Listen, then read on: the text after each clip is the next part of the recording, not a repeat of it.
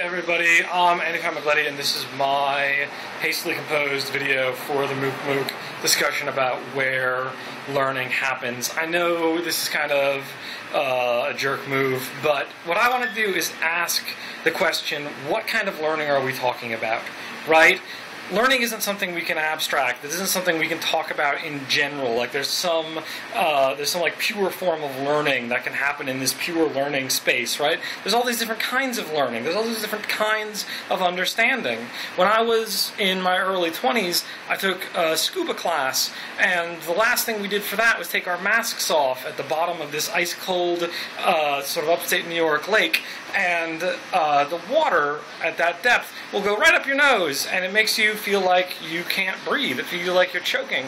And I learned a lot about my respiratory system that day, but if I tried to take a math class down there, right, it would have been a disaster. All I'm trying to say is that we can't just say, well, where does learning happen, without answering the question, what sort of learning?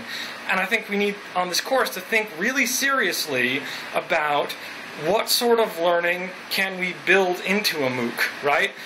The Mooc is being sort of hailed as the latest piece of kind of the open information movement, which I've studied in depth and I've been a big fan of, but I've started to develop some very serious reservations about. There's been this constant kind of idea that free information, open information, is going to set people free.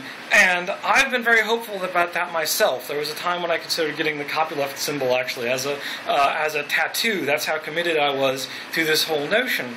But the more I think about it, the more doubts that I have. Here we are in 2012, and Wikipedia has 4 million articles, and there are all these online courses, and there's an open web, and there are all these wonderful resources, and ordinary people in the developed world are worse off than they've been in the last 30 years. They're poorer, they're less politically powerful. How do we change that? How do we create the sort of learning where we can do something about that? And I think that's an important question that we have to ask, and especially since the Mooc is being developed and deployed as part of an increasingly flexible system of retraining people for a sort of universal,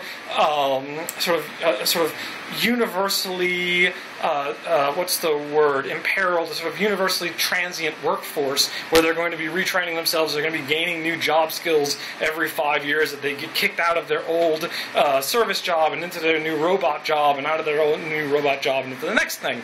And so how do we take something that's clearly being designed to do that, right?